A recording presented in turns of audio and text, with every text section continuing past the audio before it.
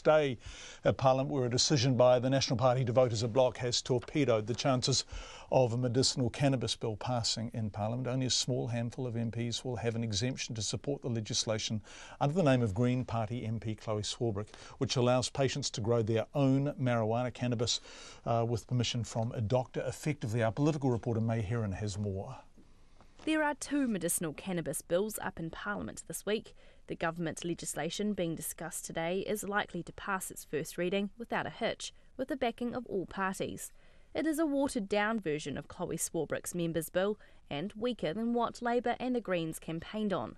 The Prime Minister, Jacinda Ardern, says a compromise had to be made to ensure New Zealand First was on board. And we can guarantee the numbers for that bill. Chloe Swarbrick's goes a step further, and we want to test whether there's an appetite in Parliament to do that. The government's legislation lays the groundwork for a regulated medicinal cannabis industry. The Green Party's bill goes further. It would allow patients to grow their own marijuana with a doctor's permission to treat a terminal illness or debilitating condition. That bill will be decided on tomorrow by a conscience vote, which means MPs can decide individually and do not need to toe the party line.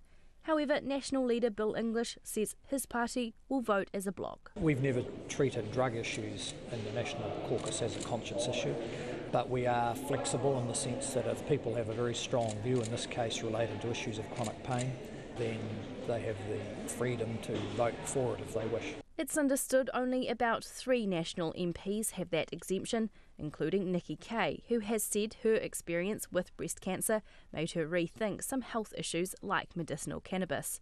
This means the bill now has a much higher chance of failing, given the National Caucus makes up 56 of the 120 MPs in Parliament.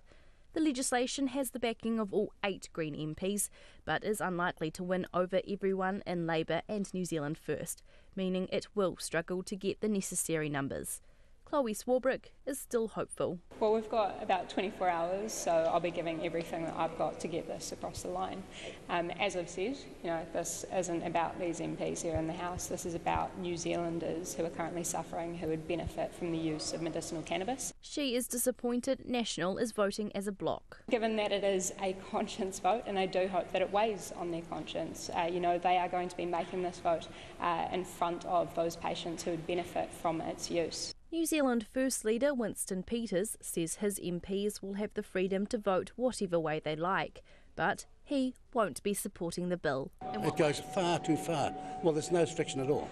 It's random, it's haphazard, it's free for all now. Labour MP Pene Henare is also concerned about the bill and has met with his party's other Māori MPs this morning to discuss the issue. I've seen cannabis alone destroy families, destroy people, and that's enough concern for me, let alone any research that suggests it's a gateway drug to anything bigger or heavier. And is it particularly in the Māori community that you see this a problem? Oh, most definitely. I mean, I've seen it ravage small communities, families, households across the country. Even if Chloe Swarbrick's bill is shut down, the debate around medicinal cannabis will continue, with the government bill likely to pass tonight and go through to Select Committee. Atu i te whare parimata mo te hōtaka o te ahi, ko May Heron aho.